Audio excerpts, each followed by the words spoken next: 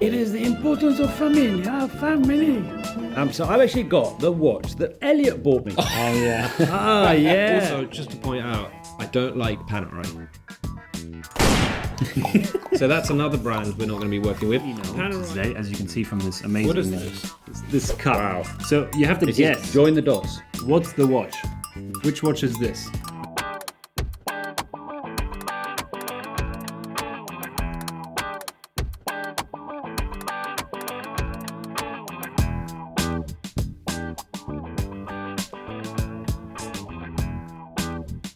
Just go straight, doesn't matter. No, it does matter. It does matter, it's funny. Of course it matters. What? Who? It's hello from him, and it's hello from me. You know what this is? This is recording Dad's slow descent into like becoming senile. Yeah. Yeah. 4:30. He's going to be like that. You Nurse think- Jones. You complain, but Apple pie tonight. he's not like this now, and he's like No. 50. Get ready when he's 70 and he's 80. He's going to be a pain. Exactly. Episode 464 is going to be like... nappy.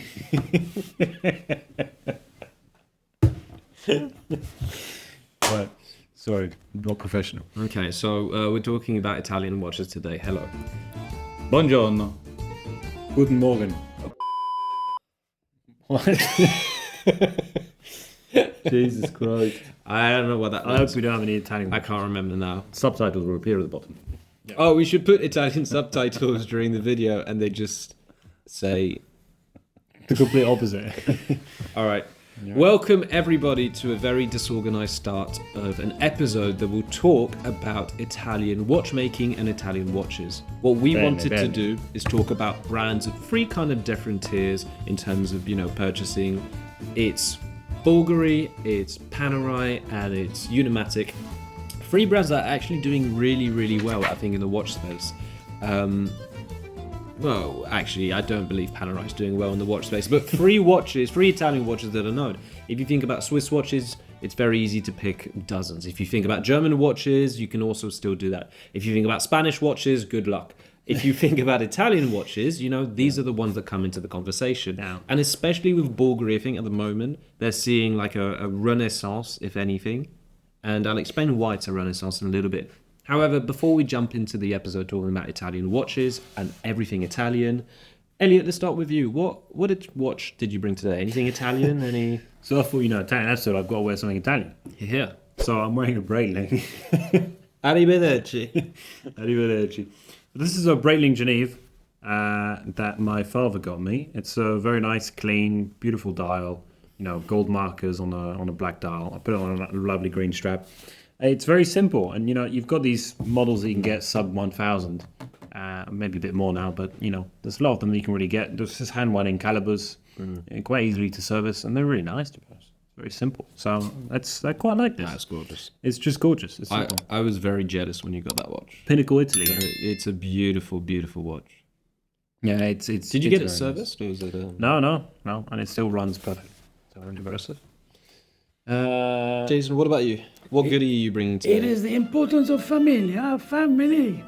So I've actually got the watch that Elliot bought me. Oh yeah. Ah, yeah. It is the 17 jewel Fortis. Swiss made. Mamma mia! The Fortis are great. They're good independent brand. I like this. It's bright. not real, though. It's bright, colourful. I think it's called Frankenstein. It's made up with several different pieces, but really pretty, really quite. And of course, it's priceless because Elliot gave it to me. It's a really good summer party fun. I think we need some context for this. Because I got this watch when I was like 16 years old, when I was starting into watchmaking and horology. So I didn't really know too much. So don't judge me. We know it's a Frankenstein, but he likes it for the emotional value. It's all about the journey from Frankenstein to Breitling. Yeah, I upgraded for sure. Yeah. So actually, I think we're all wearing vintage watches. I don't have an Italian watch. I'm not really intending to because the ones I want are from brands that it would be way too expensive to buy. But what I am wearing is something that's still inherently Italian or Roman, as this is my Universal Genève that I just got serviced. I just got it a day ago. I'm really happy to get it back. And it has Roman numerals on the dial. It's a very simple two-handle watch. There's a connection. White dial. And what actually I think makes it slightly more Italian in the sense that especially in Rome, you tend to find beauty in things that are a bit more derelict, a bit more broken down. I purposely made sure that the dial wouldn't be restored because I did like the aging on the dial, and it's almost stone-like to me. It's almost, as you see the metal backplate, it almost looks like it's stone that's aging. Dial is burning off, yeah. Yeah. People And pay... it's round like the Colosseum. Sure. Our watch is round. So all watches are Colosseum watches? Is that your take on this? Okay. When in Rome. Very much. So it's very cool. Cool. Do you guys want to know something about Bvlgari?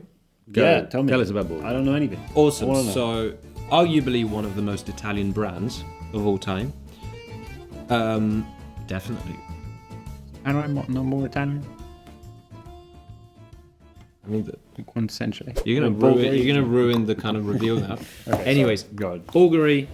Everyone sees it as an Italian brand, not just for watches, but we have to understand the larger context of jewelry, etc.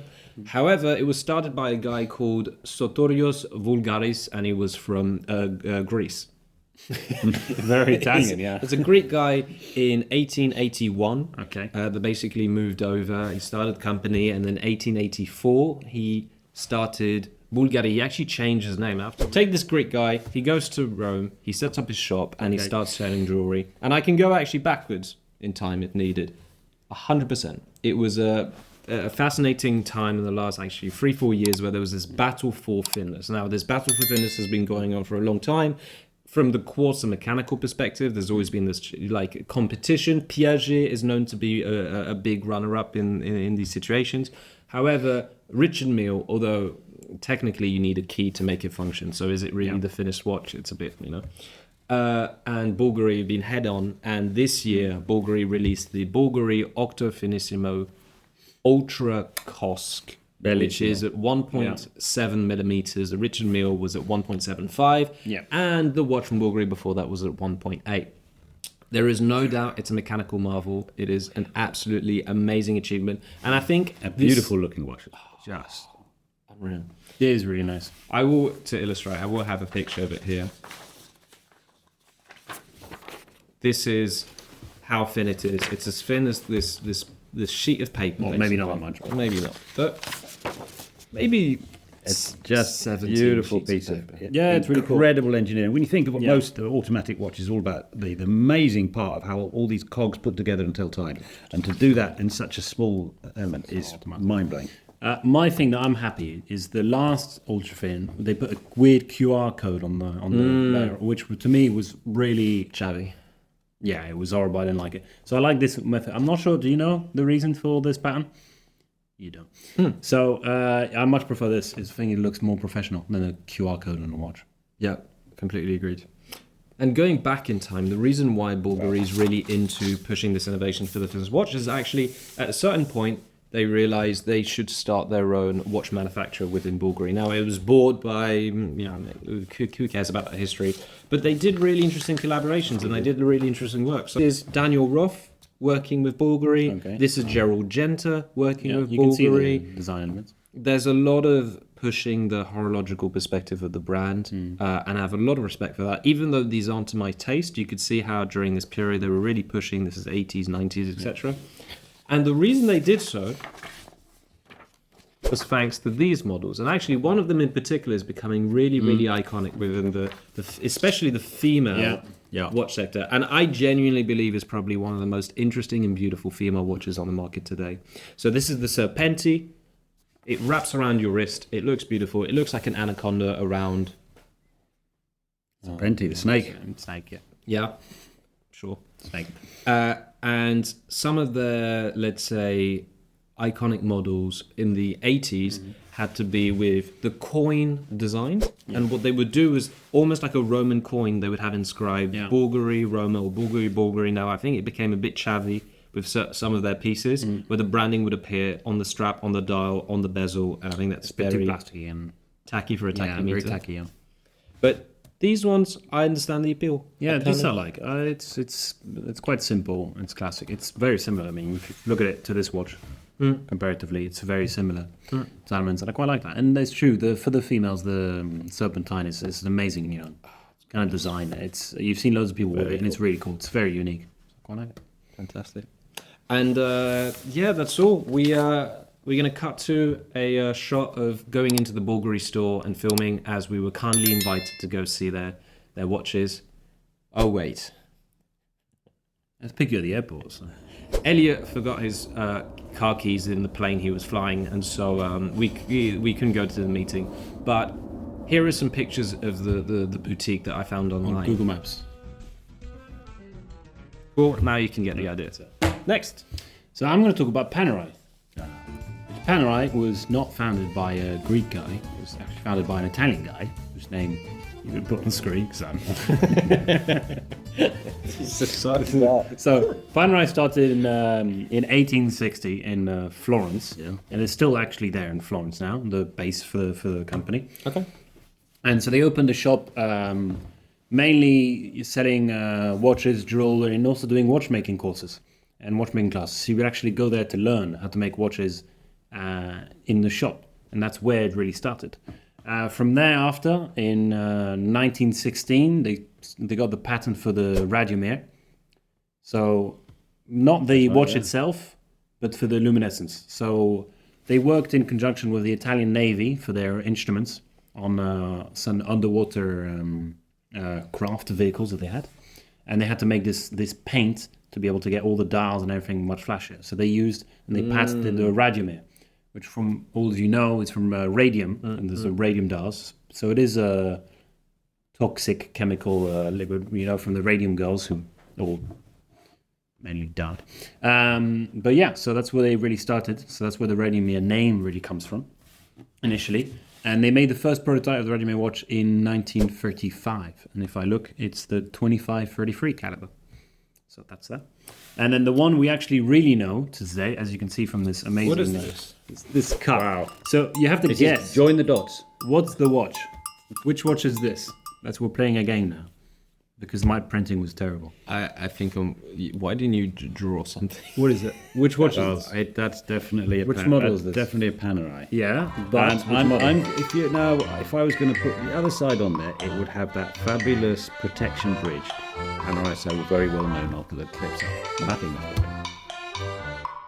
Elliot, there's no way anyone could tell. Which one is it? This is the radiomere. I was just talking about the radiomere. Oh, I thought the other one that you have. No, this is the radiomere, and they made the one that we know of today, which without the actual bridge, this which is really valve quirky. that they have on it's the really crown. very, very quirky. They made this in the 1940s. It gives and them a it's real the identity. 3436, if I'm not correct. Yeah, no, I read it correctly. No, well done. So good. Yeah, it's better than me. So that's the famous model that we know of today. Well done. And that's from the radiomere. So from thereafter, they got the patent for the Luminor in 1949 from memory. And Good memory. Actually, yeah. So the Luminor, they still use radium in the beginning, and then they changed to the tritium base. So actually, the owner of Panerai wants to change the name from like radiomere to Luminor because the name radiomere was too close to radioactive, and he thought it would get less clients because it's not a very attractive name. So he changed to Luminor. And then they slowly went to tritium-based luminescence, which is what mainly we're using. Mm-hmm. With an in-house movement, if I'm not mistaken. No, didn't they buy it from Rolex? Actually, they moved. I think they moved. And they went to in 212. I think they went to an in-house movement, Maybe. which we can check at the bottom. And now I'm going to talk about... I thought they were famously buying off Rolex movements. Wasn't that the whole point? Like, it was the Italian Rolex? Yeah, up to I think it was 212. Maybe. This is what happens when you research 2 minutes before. Yeah, there you go. So, and the next watch I'm going to talk about is the Pound 372 that you can see there. And this is the one with the famous protective crown guard. So this actually came in 1956, and it was called the model the Egyptian because they sold this watch to the Egyptian Navy. So that's why in Italian it's called the Egyptiano. They go up and down the Nile. Non più tra I farfalloni amoroso, notte e giorno d'intorno girano, delle belle turbando al riposo, ma ci sento a dolcino d'amor. Go up and down the Nile, GPF. so they don't really need it to be So that's the GPF. really depth proof. No. 2-56. If I'm not mistaken, some of the early Panerais, their depth proof ratings was pretty poor. Which actually, No. some of their modern pieces are Yeah. Do you personally like Panerai? I the one with the crown guard, not really. I find it too chunky. The Radiomir, I really like. It doesn't have the crown guard. It's sleek, and they have a blue version nowadays, and I think it's really nice. That I would have. That I like. All the other models, I think it's, for me, it's a bit too big, too Stallone. You know, if I was Sylvester Stallone and went in Expendables, I'd wear a Panerai. Which he actually did have a model called the Shy. And you can put a picture because he did an association with Panerai. I think they named the watch after him. Yeah, because his nickname was Shy or Sly. Sly. He wasn't shy. Yeah. He's the opposite. Shy. Wearing a Panerai is the opposite. They made a model with him and they call it the Sly. Anyway, you can see it online, or Max is going to put a picture because he's amazing at editing. And so that's that. That's a bit of a little story about Panerai. I mean, there's more to it after, of course. They started doing more newer models, and we know now, if you see them, they're great, luminescence, full dials, and all this kind of stuff. But I thought I'd talk more about the part of Richmond. the more important stuff. So that's that. Probably. Also, just to point out, I don't like Panerai. So that's another brand we're not going to be working with. Panerai not only said we couldn't come to their location and film, although they were very polite. Let the people that care about watches come and actually see your watches and film and all of that. I don't like being rejected. Yeah, That's we it. can see that. That's my Panerai, please don't But hate us. I like the protection bridge. I love it when you've got a design icon that's classic, that's got a use to it. And it's very identifiable. And I think they've done a fabulous job with that. And, those watches that do have the depth rating to be able to, have a shower, I think they're absolutely Here's fabulous. another point. Okay, if no. I see a Panerai with 30 free ATM, Free ATM. We got crazy. Unbelievable. Yeah, How can you have a watch that is barely diving that I suitable don't get. when it's that big and big chunky? I mean, all the history models were 100 meters at the minimum, and now they come out and have some models, and you see free Atmos, and this is supposed to be for the Italian Navy, no? Lazy. Yeah, I'm gonna bleep that one out. Yeah, the lazy part. Yeah, sure. Okay, so last one. Well, from 18th century to modern day. And this particular brand has actually rocked the horological industry, and it's trending, and they really deserve to be trending.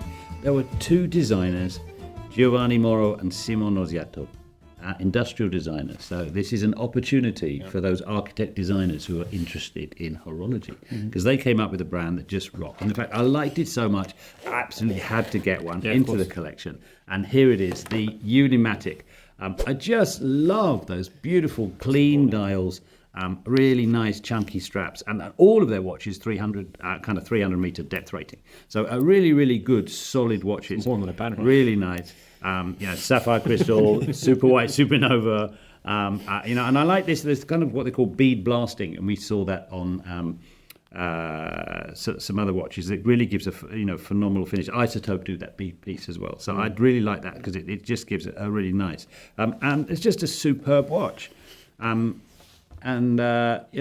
you're looking at sort of the horological reviews, it's really trending, and there's so many bloggers who are actually wearing those watches and talking about those watches. And I think there's two of them, Giovanni and Simone, have done a fantastic job.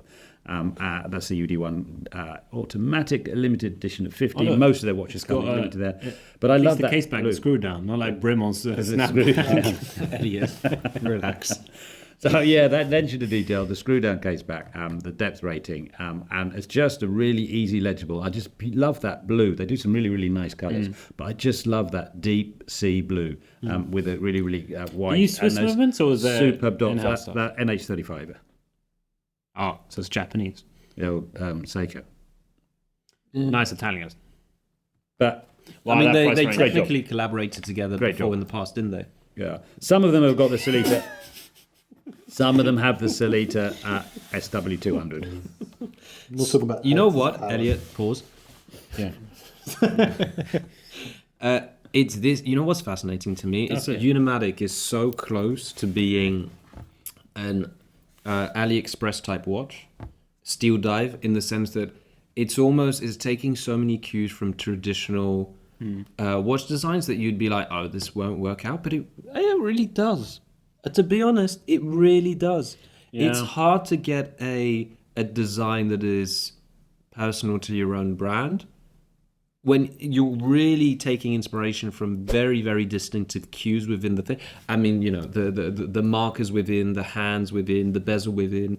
It's all, we've seen it There before, are design elements that have come from Overwatch. but it's And I love arranged also, in a way that... you know, this is a tough watch. This is a tough watch. This is a Papa Bond tough watch. Because look at the way the crown is protected just by protruting. That's a really, really clever way. And it's a really thick crown. So that, again, with gloves or again with in cold weather, it's really, really It's easy well to do. designed. You can't say the opposite. It's well designed. I know it's well priced. And it's cool. It says like made in Italy on the dial. Bene, molto bene. Except the movement. Ni hao. Nope, that's racist. All right, guys, that was it. A very disturbed episode. And remember to Like and to Subscribe. and to comment. Love you guys. Thanks, tickheads. Bye. bye.